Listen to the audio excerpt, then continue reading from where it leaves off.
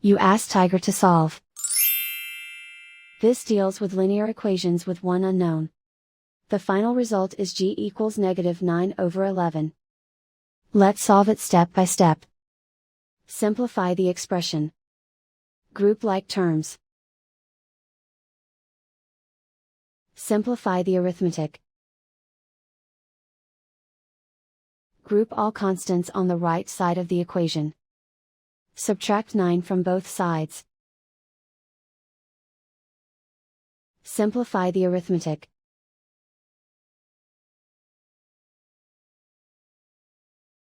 Isolate the g.